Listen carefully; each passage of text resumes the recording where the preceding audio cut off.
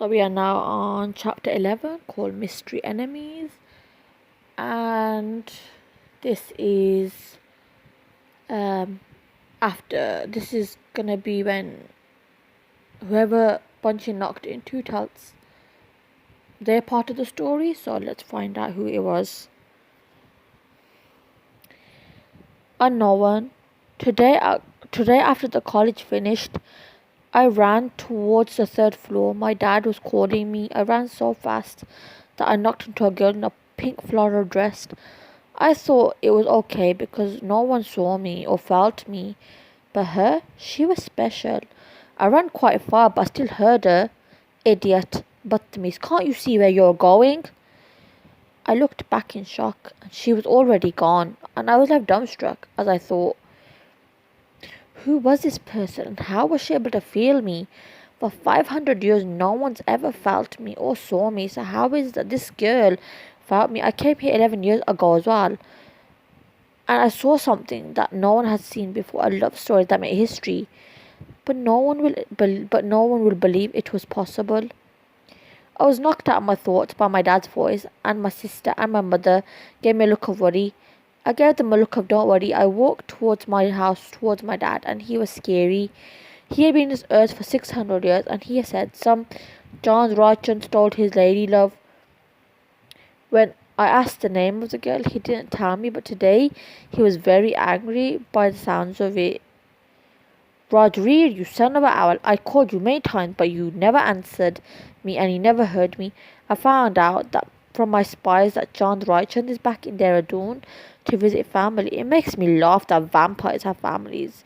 And if by chance he really does have a family, then I want to kill them one by one.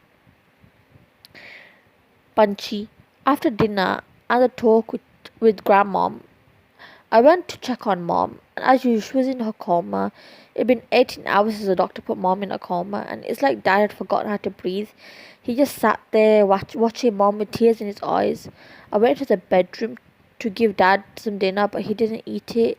In the end, I fed my dad with my own two hands, just like he did when I was little. Then I got dad to have a bath and get fresh. At first, dad refused, but after I agreed to sit with mom, he was okay with it. So I sat with mom and I spoke to her.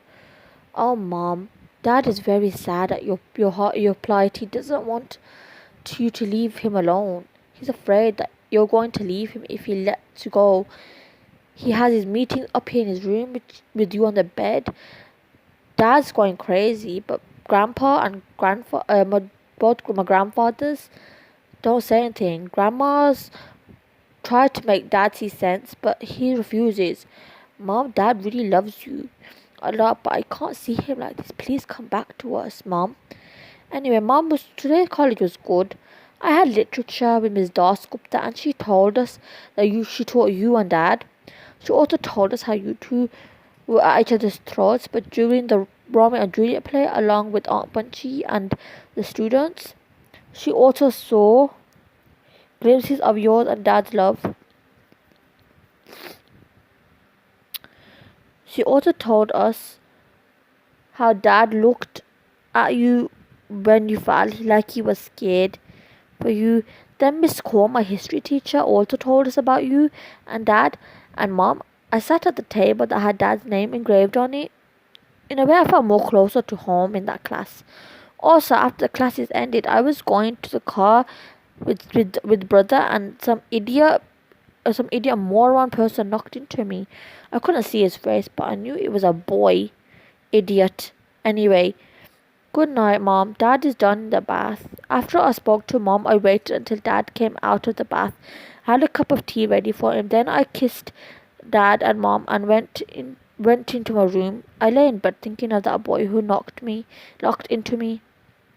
He was strange, but I never saw his face. But I felt a connection to him, and if I told mom, she would worry. Anyway, I better go sleep. I have college tomorrow. I need to wake up early. Rajveer. I walked in the corridor of the college, and all I kept thinking of was that girl. She was so beautiful. I never saw her face, but judging by her voice, she was beautiful. I remember 11 years back when I came to this college, I studied behind everyone else, but no one knew I was there.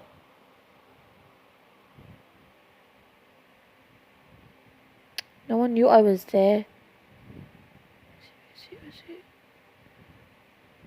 And no one knew I was there, as they couldn't see me. I remember the first time I saw this beautiful girl entering the college and she got slapped by a wacky girl with messy hair. I thought the pretty one was going to cry, but she slapped her back. I liked her courage. I saw the girl who thought she was beautiful only on the outside. Inside, she had a black heart.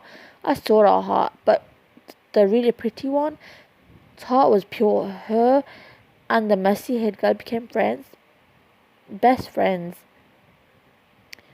I longed for a friend, but being a ghost, yes, you heard, I'm a ghost. I died, but I'm not fully. I was cursed along with my family when my dad insulted a witch. She cursed us to live like ghosts in isolation, and for 500 years I have been looking for true love who could sense me, feel me. Only she could break the curse with a kiss of acceptance. Anyway, I followed this pretty girl along with her best friend, whose names were Pia and Misha. I felt a strong connection between them at the time. I didn't understand. It was after a day of her coming into college that our boy started. I knew he was supernatural like me. He had a strong dark vibe around him. And that was chapter 11 of Pyar Ki Nayi Kahani, and hope you like it, and I'll be doing another chapter very soon. Happy reading, lovelies.